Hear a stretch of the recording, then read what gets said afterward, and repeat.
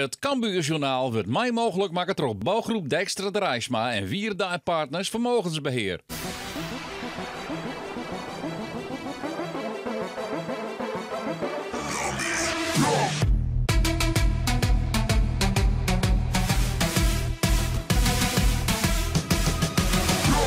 Welkom bij een nieuw Cambuurjournaal. Wij staan bovenaan, klonk er verleden week vanuit de tribunes in het Cambuurstadion. En zo is het, want Cambuur staat boppen on in de eerste divisie.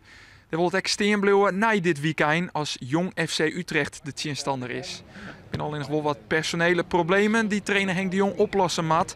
Erik Schouten, de onvierder, is blessure en datzelfde geldt voor Sven Nieuwpoort. Het betekent dat Kellyan van de Kaap in de basis beginnen gaat. Maar wat is er nog aan met die verdedigeners bij Cambuur? Ja, die hebben een beetje les, hè. Maar klaar, dat kan gebeuren. We gaan een goede, grote, brede selectie gelukkig. En dan gaat Kellyan van de Kaap spelen en die verdienen het ook wel, vind ik. Erik Schouten had les van zijn knibbel. Daar had er vanzelfs het hele verliezen hier maar uit de roulagelijn. Is dat nog gevaarlijk? Nee, dat is net gevaarlijk, maar we passen wel op Erik. En als Erik fit is en een normale trainingsweek had, dan speelt die jongen. Maar die kan goed voetballen, die kan goed verdedigen. Wie echt in de stijgende lijn. Nou, dit is even lastig, maar we proberen uit te sluiten dat er niks aan de hand is. En dan mag je zijn heel beetje vocht in. Alleen dat belemmert hem echt om vrij uit te bewegen. Daar kan je geen risico in nemen, want dan ben je een jongen misschien wel maanden kwijt. Dat willen we net, dat kan het. Dus dat is heel logisch. Nou, Sven Nieuwpoort juist er een beetje verrekking in zijn bovenbeen. Hij is letter aansluiten. Die het vorige week fantastisch. Hij had echt goed in. Nou ja, dat zijn dingetjes die gebeuren. En dan was ik gewoon weer verder. En Kellyan van de Kaap die had mooi zijn wedstrijd spelen. Ouder dan een weekend, een mooie wedstrijd in Jong Vitesse. Dus nou, Kellyan mooi spelen. Een mooie jonge vent, 20 hier. Geweldige uitstraling. En die ken ik gewoon wel. Het is de eerste keer dat Van der Kaap in de basis beginnen met. Een aantal weken maakte hij al zijn debuut als invaller, maar nou dus ook in de basis. Zenuwen niet per se, want ja, je weet toch wat de trainer van je verwacht. We hebben gewoon een hele duidelijke tactiek. En, dus ja, ik weet wat er gevraagd wordt. En extra zenuwen niet per se, gewoon wedstrijdspanning, maar niks bijzonders. En toch ook wel zin in die wedstrijd, denk ik. Want ja, hier doe je het uiteindelijk voor basisspelers zijn bij Cambuur. Ja, precies, zoals je zegt. Zulke wedstrijden doe je het gewoon voor. En ik hoop dat we gewoon morgen weer die 3 punten pakken. En dan blijven we bovenaan staan. En daar doe je het inderdaad voor.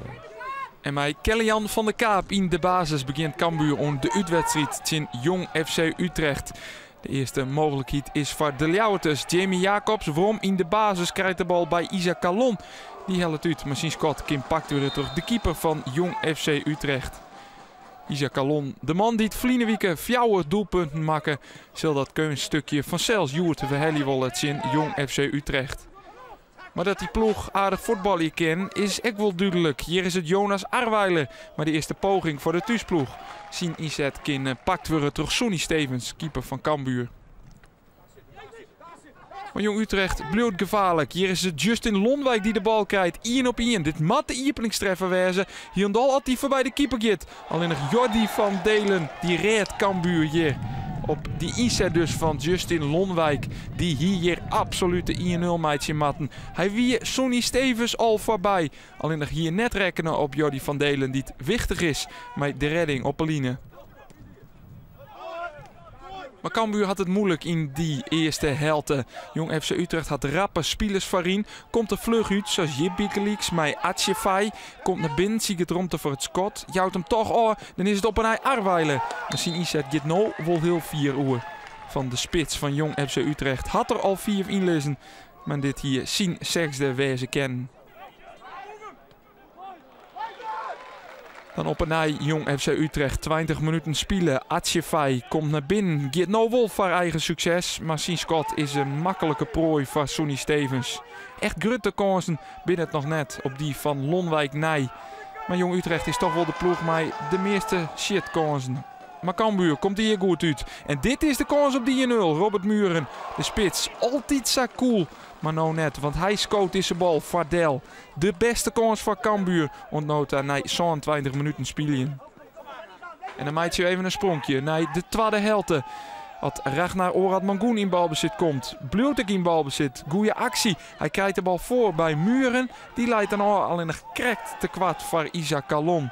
Al van de bal kan dan net op goalsketten worden. En dan zegt trainer Henk de Jong dat er wat gebeuren moet. Hij wisselt 2 keer, brengt onder oren Giacinho Antonia erin. Likas Alex Bangura. Die wissels die moeten effect hebben. Nou, Cambuur krijgt wel een kans, want dit is Isaac Calon. Scott vanuit het randje van de 16. Alleen dat Scott gaat jonken. En dus blijft het bij 0-0. Hier is het Robert Muren die het op een in shitpositie komt. Maar nee, het is echt nog net zijn wedstrijd. Het Scott gaat oer het vangnet. Dat ze hebben vanzelfs op het trainingscomplex werd Jong FC Utrecht de wedstrijden speelt. Dit is wel een aardige kans van Santiago, centrale verdediger van Jong FC Utrecht. Misschien kopbal is te safe en is geen gevaar voor Stevens. Maar Jong Utrecht blijft op ziek naar die openingstreffer. Hier is het Scott van Goulatsi. Dat nog onrekken we terug hoedemakers. En daar had Sonny Stevens een heel aardige reflex op Inehoers. Dit hier samen de 1-0 wezen kennen. Bloedt wel een hoekskopoer vanuit de linkerkant. Die komt op het bast van Mitchell van Rooyen. Wordt net goed verdieren terug Cambuur. En hij maakt het dan de 1-0 van Jong FC Utrecht. En je kan net zeggen dat het onverzinnen is.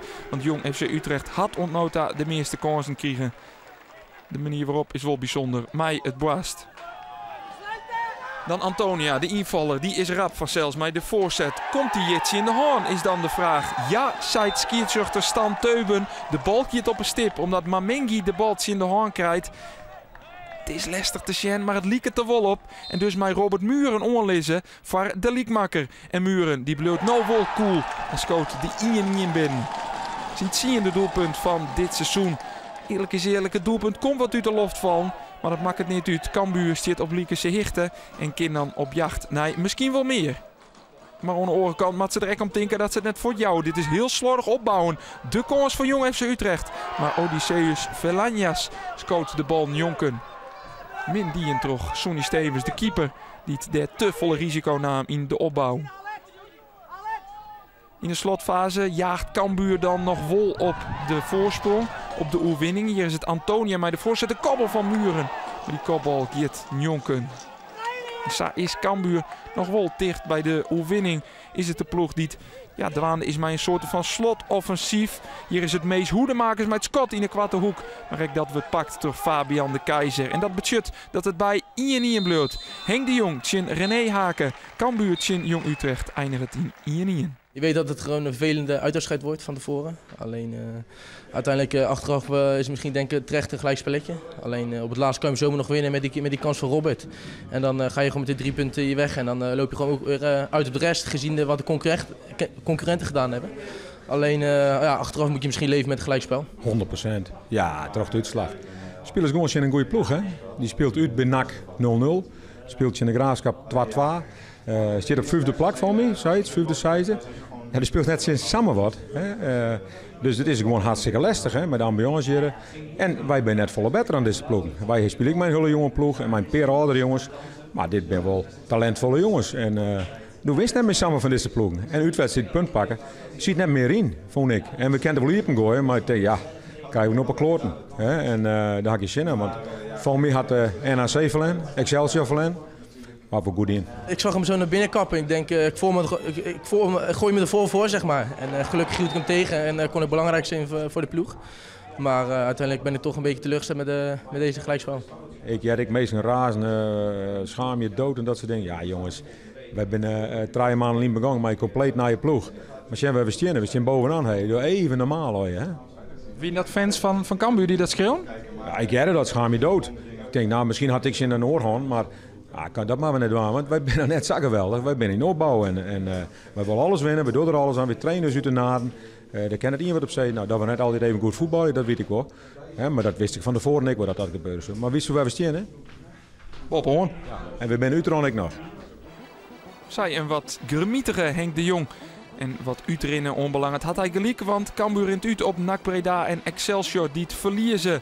Wol komt de Graafschap op Liekense hichten. Ook die hebben 26 punten uit 12 wedstrijden. Alleen dan gaat Cambuur een beter doelsaldo en stenen de Ljouters daarom boppen on. Onderin is Dordrecht de hikkensluiter met 6 punten uit 12 wedstrijden. Dit weer het Cambuur-journaal van deze week. Na je week speelt het Cambuur de thuiswedstrijd in NEC op Vreed. En dat betekent dat er op Sneun weer een nieuw Cambuur-journaal is. Graag ontdaan. Het Cambuurjournaal waard mij mogelijk maken door bouwgroep Dijkstra de Rijsma en Wierda en Partners Vermogensbeheer.